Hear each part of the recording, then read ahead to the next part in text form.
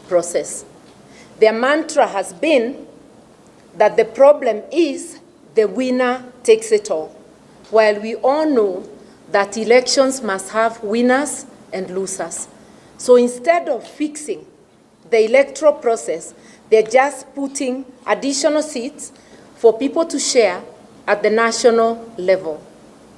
If this were indeed true, there should be similar seats at the county level, because there are elections both at the national and the county level.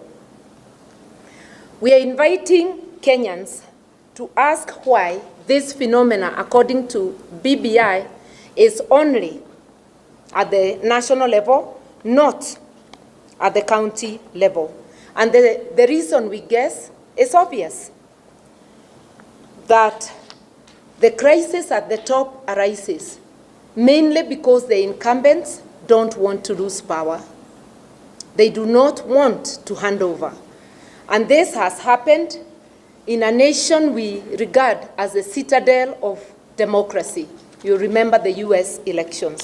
So really there is a terrible wind blowing all over the world, and which we must find ways of stopping here in Mother Kenya.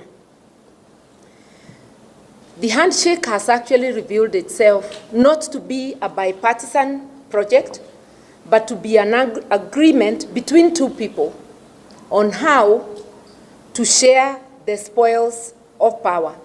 It's actually a process to try and control the political destiny of Kenya. We had President Uhuru in an unguarded moment after the nullification of his election in 2017, where he said he will revisit, and we understood him to mean he will revisit the Supreme Court. And revisit he did, because before if you remember, before the repeat election, the bodyguard of the Deputy Chief Justice was attacked, and a hearing in the Supreme Court that was trying to stop the repeat elections could not get quorum because the judges got intimidated. He has thereafter revisited the judiciary. We've seen both the executive and parliament gang up to deny the judiciary adequate funding. We've seen the president refuse to appoint 41 judges who were recommended to him in accordance with the Constitution by the JSC. That standoff lives on to date. But we are now seeing revisit is not confined to the judiciary. The BBI project is revisiting the 2010 Constitution, which the president has always considered as an inconvenience. He wants to exercise unlimited power. And we know constitutions exist to limit the power a president or anybody in authority may exercise. This is a project to overthrow the Constitution of Kenya 2010. It is a coup, and you'll realize that in the present time, military coups are not fashionable.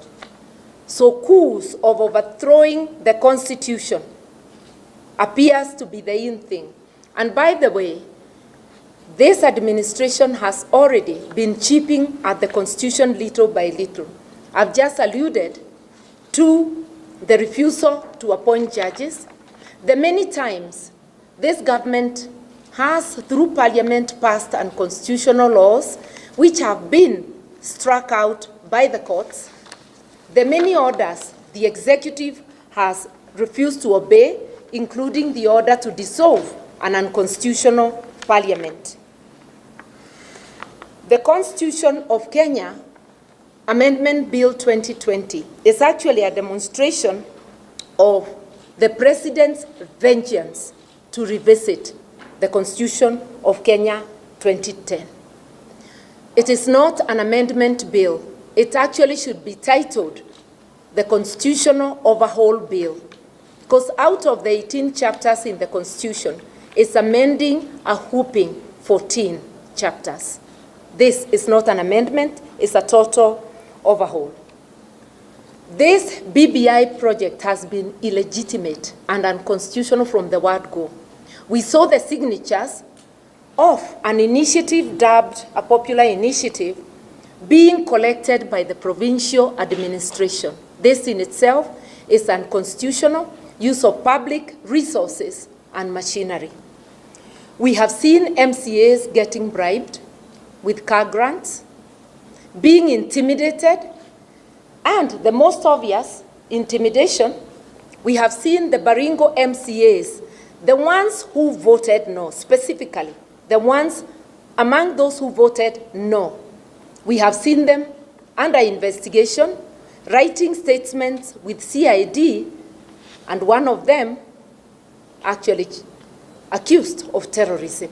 I do not know whether rejecting BBI is what amounts to terrorism. On further reflection, we ought not to be surprised because the president has not hidden his contempt for the Constitution and for the rule of law. Actually, this has been the signature of the Jubilee administration. Now, last week, we witnessed something, electoral violence in by-elections. And this election was significant.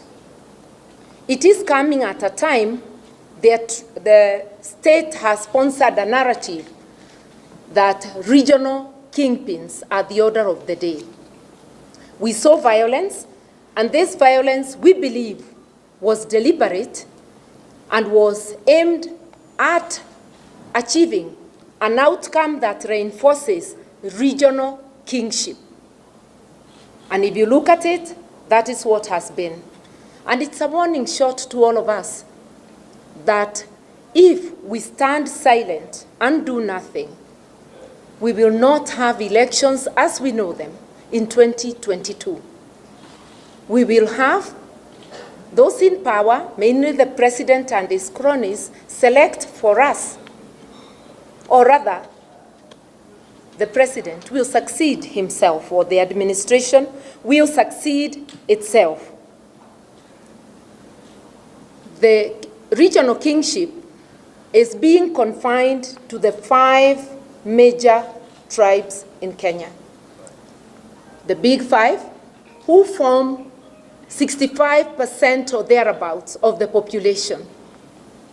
We have another 38 tribes forming about 35%. What does this mean? That the 5 will perpetuate themselves at the expense of the 35? No. It just means big boys, and I'll deliberately say boys because this looks like a boys' initiative. It means the big boys from the 5 tribes will eat on behalf of their tribes, while everybody else from their tribe and the rest of the 35 watch them helpless. The message is, we are not helpless. Those pushing the BBI project are less than 4